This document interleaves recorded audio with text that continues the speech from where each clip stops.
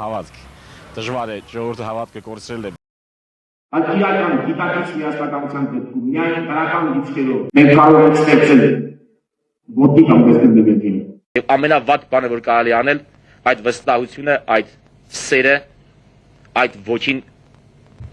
արմատախիլ անելն է։ Եվ դրա տեղը անվստահությունն ու թշնամանք սերմանելը։ Ոչ մեկի մասին չեն հիշելու, թե 91-96 թվականներին մենք որքան գազ ունեցանք, քանի օր ավելի սառած ավելի վատ սնվեցինք, սոված մնացինք եւ այլն։ Մեր մասին հիշելու են, ի վերջո երկիրը պաշտպանեցինք, թե ոչ։ Այսպես զոհի հոգեբանությունից սկսեցինք եւ երջու եկան մի պահ, որ մեզ համարեցին ագրեսոր։ Մենք իհարկե ագրեսոր չենք, ամենևին հավլիցի։ Բայց ագրեսորի անգամ մականունը ինձ ավելի հոգեհարազատ է, քան թե մազապուրծի։ Ես ատում եմ մազապուրծ բառը, չեմ ուզում մազապուրծ լինել։ Երաժշտություն, դա ուտոպիա չէ։ Կրկնում եմ, յուրաքանչյուր հայ Մարգարետ մինչև նոյեմբերյան Լոս Անջելես պիտի իմանա, թե ինքը ինչ պիտի անի այս պատմական ժամանակահատվածին։ Ես չեմ ուզում դառնալ ազգային ժողովի նախագահ, ես չեմ ուզում դառնալ վարչապետ, ես ուզում եմ մնալ պաշտպանության նախարար։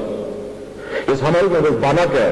Հայաստանի Հանրապետության կայունության եւ պաշտպանության հիմքն է։ Ես համարում եմ, որ առանց բանակի չկա Հայաստանի Հանրապետություն։ Ոչ մի տնտեսական ծրագիր, ոչ մի կառավարություն, ոչ մի դրսի օգնություն չի կարող ոտքի կանգնեցնել երկիրը, եթե մեզանից յուրաքանչյուրը տիրոջ եւ ծառայի պատասխանատվություն չզգա նրա նկատմամբ։ Հեղափոխություն է պետք մեր հոգիներում եւ մեր գաղափարներում։ Այլապես ծրագրերն ու կառավարությունները կհաջորդեն մեկ-մեկու, իսկ սայլը տեղից չի շարժվի։ Մենք այնքան էլ սովորական ժողովուրդ չենք, այնքան էլ սովորական տարածք չենք։ Մենք լոբված սնապարզ մեծախոս քաղաքականությունից կարողացանք դառնալ իրատես քայլ առ քայլ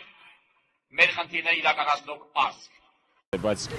այնպես ինչպես մենք մի տարի առաջ չէինք հավատում, որ բանակ կունենանք, այնպես էլ արդեն չենք հավատում, որ բարգավաճ պետություն, զարգացած տնտեսություն կունենանք, ունենալու ենք, անպայման ունենալու ենք, հավատք։ Շնորհակալություն։